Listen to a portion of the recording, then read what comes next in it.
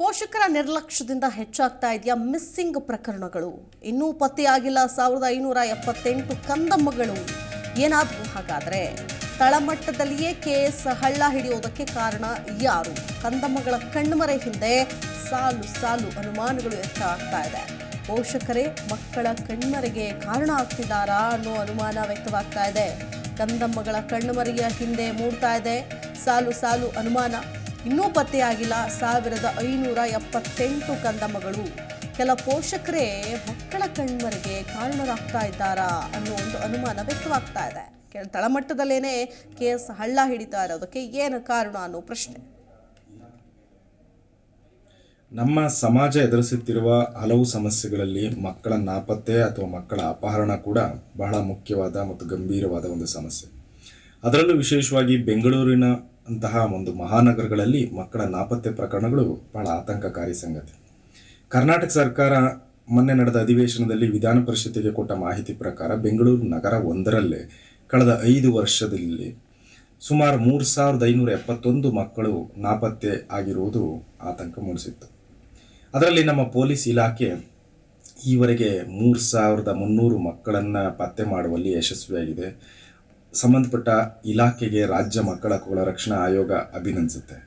But ನಾವು ಕೇಳ್ಕೋಬೇಕಾದ ಪ್ರಶ್ನೆ, ಇದು ಪೊಲೀಸ್ ಇಲಾಖೆಯೊಂದರ ಜವಾಬ್ದಾರಿಯೇ ಅನ್ನುವಂಥದ್ದು.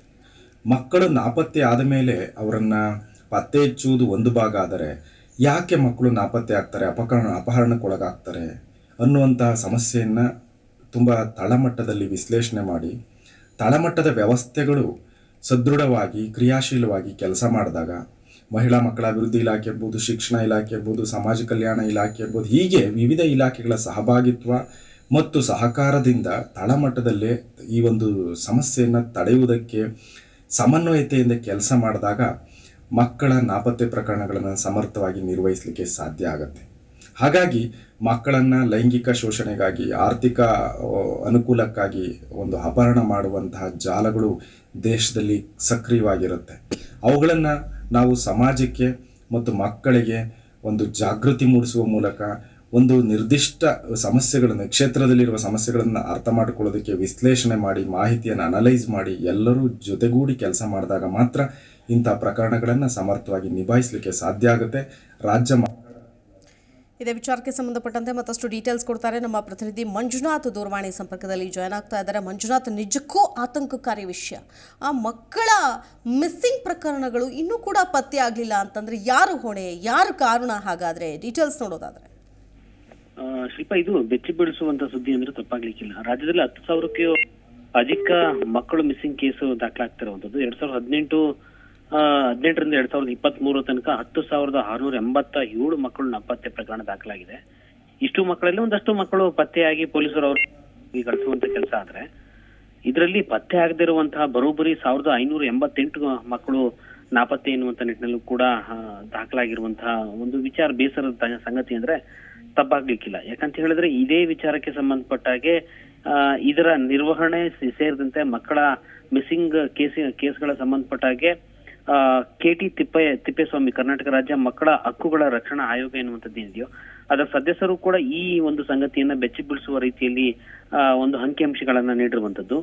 ಇಷ್ಟು ದೊಡ್ಡ ಪ್ರಮಾಣದಲ್ಲಿ ಮಕ್ಕಳ ಮಿಸ್ಸಿಂಗ್ ಕೇಸ್ಗಳಾಗಿದ್ರು ಕೂಡ ಸಂಬಂಧಪಟ್ಟ ಇಲಾಖೆ ಏನ್ ಮಾಡ್ತಾ ಇದೆ, ಪೊಲೀಸ್ ಇಲಾಖೆ ದೂರುಗಳಾಗಿದ್ರು ಕೂಡ ಪೊಲೀಸ್ ಇಲಾಖೆ ಅವರನ್ನ ಪತ್ತೆ ಹಚ್ಚುವಂತ ಕೆಲಸ ಯಾಕೆ ಆಗ್ತಾ ಇಲ್ಲ ಎನ್ನುವಂತ ಪ್ರಶ್ನೆ ಒಂದು ಕಡೆ ಆದ್ರೆ, ಮತ್ತೊಂದು ಕಡೆ ಒಂದಷ್ಟು ಅನುಮಾನಾಸ್ಪದ ಹೇಳಿಕೆ ಎನ್ನುವಂತ ನಿಟ್ಟಿನಲ್ಲೂ ಕೂಡ ಇದರಲ್ಲಿ ಗೊತ್ತಾಗ್ತಾ ಇದೆ. ಯಾಕಂತ ಹೇಳಿದ್ರೆ ಈ ನಾಪತ್ತೆ ಆಗಿರುವಂತ 1578 ಮಕ್ಕಳು ಏನಿದಾರೋ ಒಂದಷ್ಟು ಕಾರಣಗಳ ರೂಪವಾಗಿ ಮನೆಯಿಂದ ಆಚೆ ಹೋಗಿರ್ಬೋದು, ಜೊತೆಗೆ ಲೈಂಗಿಕ ಕ್ರಿಯೆಗೆ ಬಳಸ್ಕೊಳ್ಳುವಂತಹ ಸಾಧ್ಯತೆಗಳು ಹೆಚ್ಚಾಗಿರುವಂತಹ ಕಾರಣದಿಂದಾಗಿ ಈ ಒಂದು ಜಮಾನದಲ್ಲಿ, ಜೊತೆಗೆ ಭಿಕ್ಷಾಟನೆ ಸೇರಿದಂತೆ ಮನೆಯಲ್ಲಿ ಮಕ್ಕಳಿಗೆ ಅನುಗುಣವಾಗಿ ಪೋಷಕರು ಒಂದು ಸಪೋರ್ಟ್ ಇರಲ್ಲ, ಅವ್ರು ಕೇಳೋದಕ್ಕೆ ಸರಿಯಾದ ರೆಸ್ಪಾನ್ಸ್ ಇರಲ್ಲ, ಮಕ್ಕಳಿಗೆ ಏನಾದ್ರೂ ಬೇಕು ಎನ್ನುವಂತ ಅದು ಕೊಡದೇ ಇದ್ರು ಕೂಡ ಮನೆಯಿಂದ ಎಸ್ಕೇಪ್ ಆಗಿರುವಂತದ್ದು ಕೂಡ ಇರುತ್ತೆ. ಜೊತೆಗೆ ಸಣ್ಣ ಸಣ್ಣ ಏಜ್ ಅಲ್ಲೇ ಮಕ್ಕಳಿಗೆ ಮದುವೆ ಮಾಡಕ್ಕೆ ಏನಾದ್ರು ಹೋದ್ರೆ ಅಲ್ಲಿಂದ ಮನೆಗಳಿಂದ ತಪ್ಪಿಸ್ಕೊಂಡು ಹೋಗಿರುವಂತ ಪ್ರಕರಣಗಳು ಕೂಡ ಒಂದಷ್ಟು ಹೇಳಿಕೆಯನ್ನ ಇವರು ಹೇಳ್ತಾ ಇರುವಂತದ್ದು.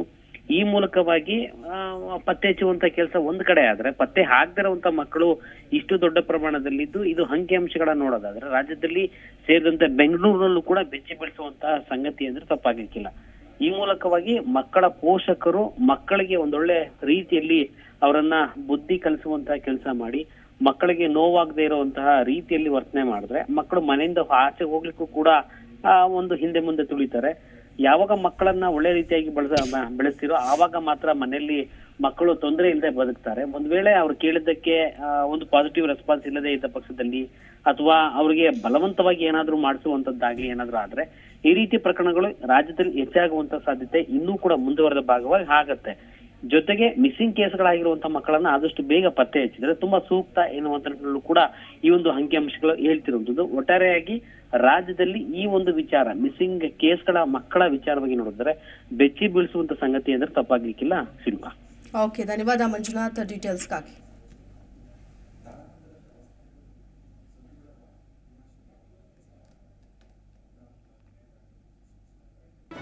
ಜಿ ಕನ್ನಡ ನ್ಯೂಸ್ ಈಗ ನಿಮ್ಮ ಮನೆಯಲ್ಲೇ ನೋಡಿ. ಎಲ್ಲ ಕೇಬಲ್ಗಳಲ್ಲಿ ಈಗ ಲಭ್ಯ. Sun Direct 292, Jio TV 1334, U Digital 162, City Cable 51, GTPL 17, Abhishek Cables 821, Rock Line Telecommunication 51, Shri Basaveshwara number 60, Vinayaka Digital number 53, In Digital number 896ರಲ್ಲಿ. ನಿಮ್ಮಿಸ್ತದ ಜಿ ಕನ್ನಡ ನ್ಯೂಸ್ ನೋಡಿ ಆನಂದಿಸಿ.